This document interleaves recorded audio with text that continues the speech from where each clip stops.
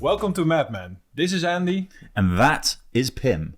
What are we talking about today, Pim? We are talking about what people get wrong with your favorite MEDDICC element, decision criteria. Breaks my heart when I see these things. People not utilizing it as fully as they could, getting it wrong. Makes me very, very sad. What do you think's the main number one, Pim? What's the number one thing that salespeople get wrong about decision criteria? That there is this mindset where we think the decision criteria are something that the customer has, right? We need to uncover what their decision criteria are. Like they're experts in buying your solution. Yeah. They already know. They've already got it all worked out. All you need to do as a salesperson is go and figure out, what things in particular they know that they need to have in your solution to basically match your solution to their needs. Yeah. Like as if our customers are so busy day in, day out that they're just spending time reading Forrester reports, going on all of our websites, competitors' websites, reading G2 Crowd, all this kind of stuff. Yeah. And even if they did do that the opinion they would form, the decision criteria they would form is the one that's the best for their business. That is the number one thing that people get wrong about the decision criteria. Yeah. Because when you do find out that they do have decision criteria, there's probably something else going on, right? Which is even less favorable for where you will be with that prospect at that time. At best, it's come from like good research, unbiased research. At worst, it's come from a competitor who's not going to go in there and tell about all the things that better about your solution that they should be looking for, right? They're only going to talk about what's great about theirs, and if they're a really good salesperson, they're going to set some traps for you that you're probably going to walk straight into if you try and match to that decision criteria that the competition has set, right? Yeah. And then the maybe joint biggest thing that people get wrong with decision criteria is they're just reactive with it. And what I mean by reactive is they go and find out what it is, and then they react and sort of tune their pitch. So they accept it for what it is. Yeah. Okay. Cannot change it. Yep. Yeah. That's it. It's locked in now, and we're gonna have to do our best to make ours sound as good as it can against this criteria.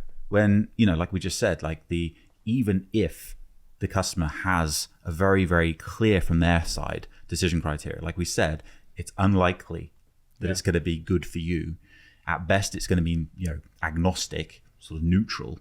And if you just sit back, you're not really doing any what I would class as professional selling. You are just sort of answering questions about your solution. You are demonstrating your vanilla solution rather than solution selling. Yeah, so I also think as it connects back to value, right, which is sort of like the bigger pillar that decision criteria are part of. This is like how you do it. So if you think about the pain that this customer is looking to solve for, potentially with you as a seller, like you need to care about the way that you're gonna get there, right? And when you're thinking about the strengths of your company, your products, etc., it's the articulation of how you do that better or better than anyone else, or maybe even uniquely if you're in a really, really lucky spot, I would add. And so, I think that reactiveness is like a real big thing that we see that people get wrong, right? Yeah, and it shouldn't be forgotten about how much the customer will mark you down as a partner if all you do is kind of go, oh, okay, yeah, we can do that. Like, yeah, okay. Yeah. It's like, to kind of bring the thought more visual. It's like if you invite an architect around your house and you tell them that, you want an extension because, you need more space in the house, right? And all of a sudden they're outside measuring how much of your garden you're going to lose and this sort of stuff. And they come back with a plan of like, you're going to lose half your backyard, I should say. Yeah. And then another architect comes in and says, tell me why. Why is it you want the extension? They say, well, we need another room. We've got a child on the way. And they say, well, okay, but if you have an extension, you're going to lose half your garden, right? Yeah. But I noticed you've got a loft, an attic, right? Have you thought about converting that? All of a sudden, the person, doesn't matter how good the architect is, doesn't matter how beautiful the extension's going to be, the second architect just came and changed the game and is probably going to win the deal Yeah, absolutely. And that's in the decision criteria. And actually, you made me realize something else. Another thing that people get wrong is that they think about it just in the technical sense, right? But we break it down in other categories too. There are other things to consider here, right? For sure. For sure. It's like in your example here, economical relationship. Yeah. Well, it's for sure. There's, from an economics perspective, for sure, there'll be difference in costs. But also, we say it's not just about cost in terms of money. Yeah. Probably don't need as much planning permission, authority involvement to convert an attic as you do to move your house out the back, depending on where you live. Time to value. That comes under time to value and efficiencies and all that kind of stuff. Relationship on an extension, maybe. I mean, it's an interesting one from a perspective of future sale value of the house. It's kind of aligning with the future.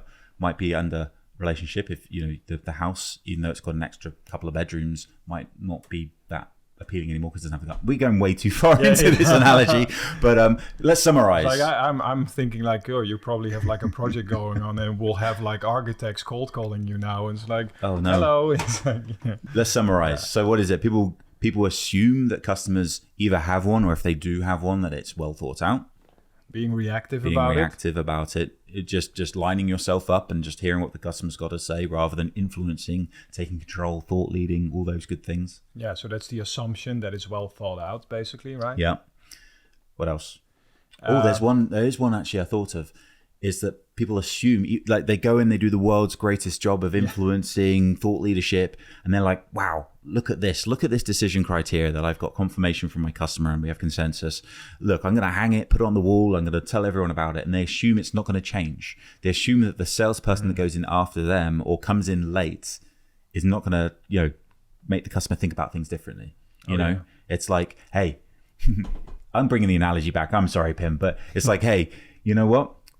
We're going to build an annex, or maybe they don't need more space for a child. Maybe they just wanted more space, but actually someone captures their eye and they sell them a timeshare somewhere else, right? Or like a holiday home or something like that.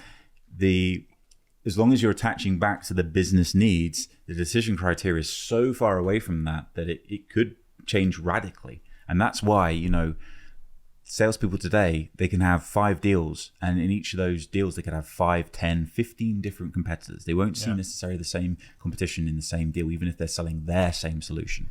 Well, Andy, I'm really glad that you brought it back to selling. I've been through quite a bit of a rebuild myself, and I think that everyone who has and is listening to this will resonate with that.